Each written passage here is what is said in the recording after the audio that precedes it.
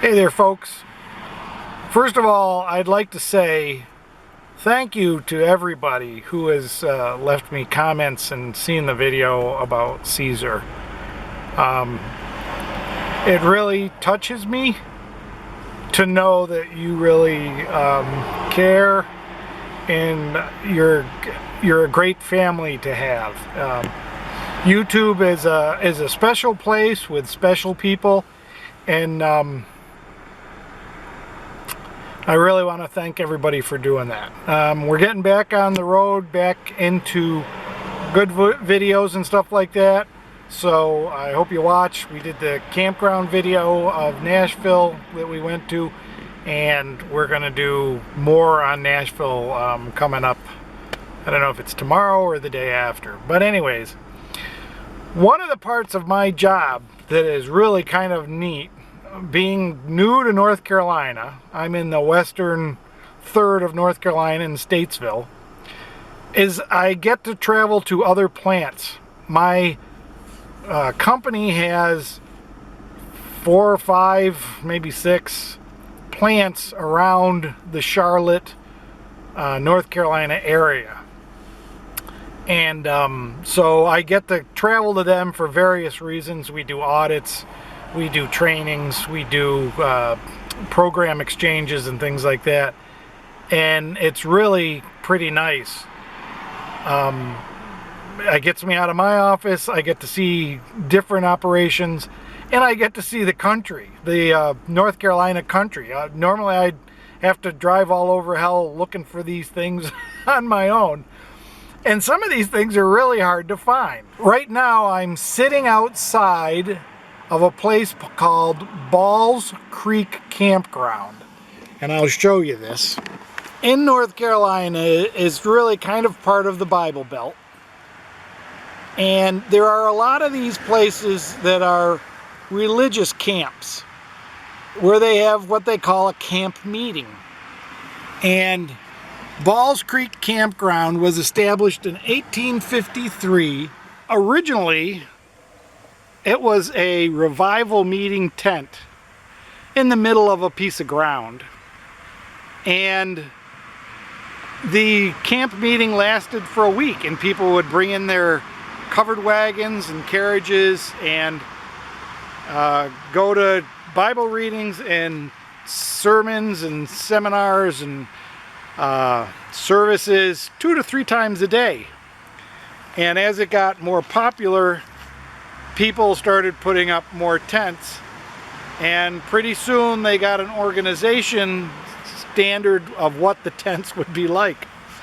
And of course, tents don't last very long, so people started building little cabins. And you can see behind me these little cabins. They're not really little, they're like full-size houses, but they're all connected. And they have pretty significant rules about them.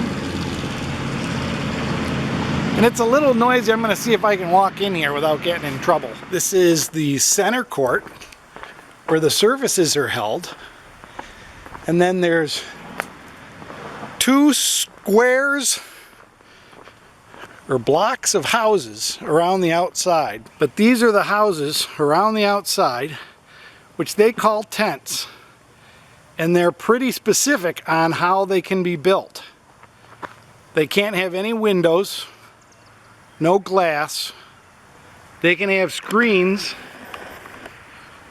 but for cooling they can't have air conditioners or anything like that. And it's just one big community for, I think, 2 weeks in August that they just meet here and pray and explore their relationship with God. And it's really a pretty neat thing. When I first saw this, I thought it might be some kind of a slave encampment or something, but it's really pretty neat. The camps, the tents as they call them, each tent is unique, and there are some that are pretty ornate.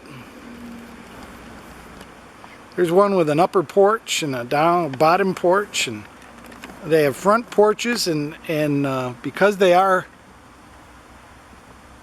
unair conditioned, they all have screen doors, and a lot of them have slats. The top front, like on this one here, it's not a window, it's just an open screen with a shutter that comes down and closes it. They do have electricity. I believe they have plumbing, but I'm not positive on that.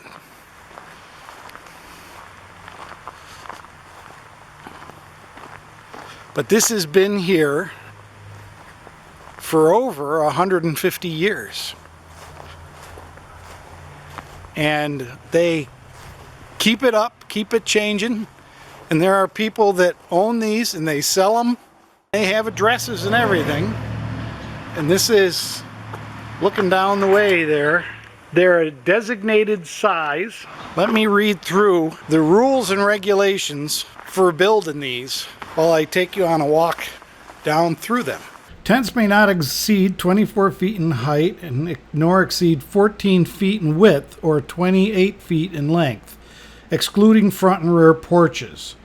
No masonry products may be used above a height of 2 feet from grade level. Roofing materials must be finished with metal roofing as close to appearance of traditional barns type tin.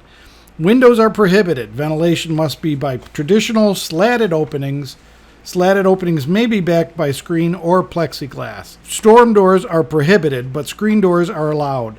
Residential style doors and the like are discouraged. Air conditioning is discouraged. If air conditioning is installed, it may not be mounted on any tent wall facing an adjacent area walkway or alley or any road, and air conditioning units may not be installed on the first floor.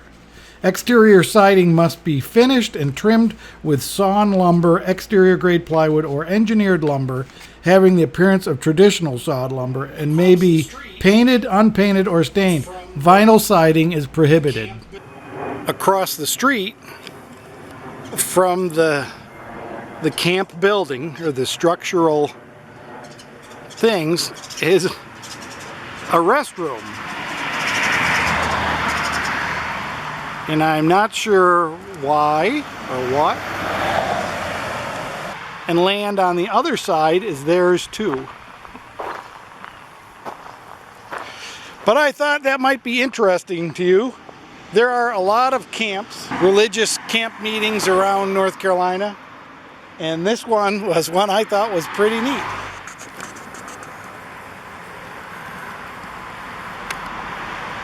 Another neat little place I've been passing all week that I decided to finally stop and check out was this. This is called Murray's Mill. And I don't know if you can see much behind me. That is Murray and Minge's General Store. And it's been there since 1890. And it's a neat old general store. Unfortunately, we're there after 5 because I'm getting out of work.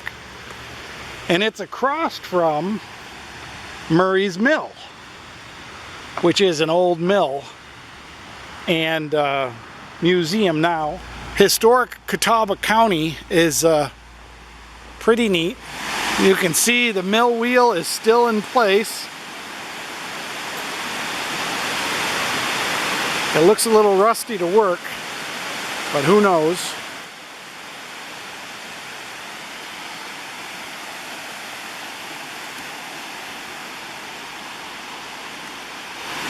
If I had the boys, they'd probably have a good time with this.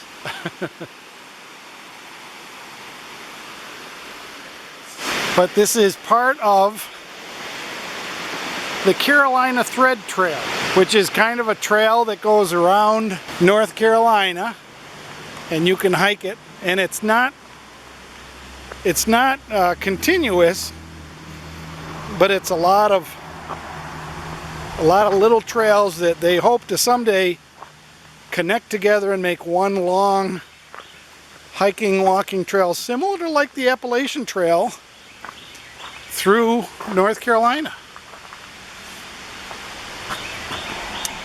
And there's a map of the whole operation here. We're down here across the river on this old part of the road. This is new road up here. But anyways, I thought I'd stop and show you that. I think I've got one more thing to show you. Let's go down underneath the mill. See how this is. And there's the whole mill wheel structure and everything, just as it probably was 100 years ago. The other little tourist attraction I thought I'd take you to for the day that I see on my ride back and forth to the other plants is this thing behind me, which is a covered bridge. And it is a Bunker Hill covered bridge, and it is a restored covered bridge. It is not the original, but it's pretty cool. It's over a little stream, and it's you know, you think about the days in North Carolina and Appalachia when the moonshiners were running from the police, and whether or not they would be able to get away from the police by zipping through these covered bridges at 70 miles an hour. This one's been kind of marked up by vandals, but it's a nice little bridge. There's a whole section down here on covered bridges, how they're built, what supports them and everything. When I was in New York, there's a gate here you can get down. I guess there's no lock on it. When I was in New York and New England, and you could swim under them. Somebody like me, coming home from work on a really hot day, to take a stop and jump into a quick cool water flow was a nice thing. I was younger then, better looking. But I probably wouldn't turn it down today if there was somebody else there too, or somebody with me that was brave enough. But anyways, time to get home for Dakota. Feed him before he realizes what time it is. He's my clock watchdog. But if you're in the Catawba County of North Carolina, stop by and visit some of these places. They're kind of nice, just to stretch your legs and get out and around. I've had about an hour's drive from the other plant I was at, and this is a nice break. I'm awful glad you guys could come with me, and I hope you don't mind the recent sadness, and we're going to take that out of the channel from now on, and we're going to have some happy times and get back into our groove. And again, thanks everybody. I still can't even talk or think about him without kind of choking up. But thanks everybody for thinking of us and standing by us, and I hope to present you with a whole bunch more videos. So thanks. If you're new to the channel, subscribe, give me a thumbs up if you think this was worth it, and we'll see you on the next video. All right folks, bye bye.